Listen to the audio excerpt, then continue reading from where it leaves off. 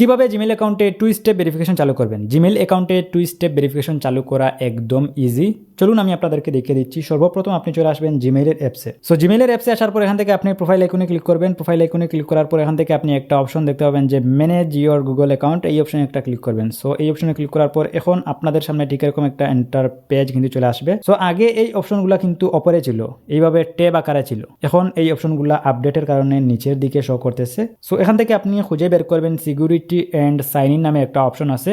So এই অপশনে just আপনি একটা ক্লিক করবেন। ক্লিক করার পর এখন আপনাদের সামনে ঠিক এরকম একটা ইন্টারফেস কিন্তু চলে আসবে। সো এখান থেকে আপনি নিচের দিকে দেখতে পাবেন যে 2 স্টেপ ভেরিফিকেশন নামে একটা অপশন আছে। সো এই অপশনে জাস্ট একটা ক্লিক করবেন। ক্লিক করার পর এখন আপনার ফোনের লকটা দিয়ে কনফার্ম বাটনে ক্লিক করবেন। সো আমি এখান থেকে আমার পিনটা দিয়ে দিচ্ছি, পিনটা দিয়ে আমি কনফার্ম বাটনে ক্লিক করলাম। সো কনফার্ম বাটনে ক্লিক করার পর এখন এরকম একটা পেজ আসবে। এখান থেকে নিচের দিক থেকে টার্ন অন 2 স্টেপ ভেরিফিকেশন, এই অপশনে জাস্ট একটা ক্লিক করবেন। সো এই অপশনে ক্লিক করার পর এখন এখান থেকে কান্ট্রি সিলেক্ট করতে হবে। আমি এই জায়গায় একটা ক্লিক করে দিলাম। ক্লিক করে দেওয়ার পর আমি বাংলাদেশ এখান থেকে সিলেক্ট করে দিই, যেহেতু আমি বাংলাদেশ। আপনি যদি ইন্ডিয়ায় হয়ে থাকেন তাহলে আপনি ইন্ডিয়া সিলেক্ট করবেন। সো আমি এখান থেকে বাংলাদেশ সিলেক্ট করলাম।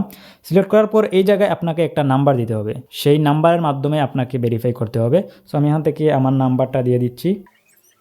সো নাম্বারটা দিয়ে দেওয়ার পর এখান থেকে আপনি নেক্সটে ক্লিক করবেন। নেক্সটে ক্লিক করার পর এই যে সেভ, এই অপশনে একটা ক্লিক করবেন। ক্লিক করার পর এখন এখান থেকে ডানে ক্লিক করবেন। ডানে ক্লিক করার পর আপনি এখান থেকে ব্যাক করবেন, ব্যাক করে চলে আসবেন। সো ব্যাক করে চলে আসার পর এখন দেখতে পাচ্ছেন যে 2 স্টেপ ভেরিফিকেশন এখন কিন্তু আমার এই জায়গা থেকে এই যে ব্লু টিক দেখাচ্ছে, তার মানে 2 স্টেপ ভেরিফিকেশন আমার অন হয়ে গেছে।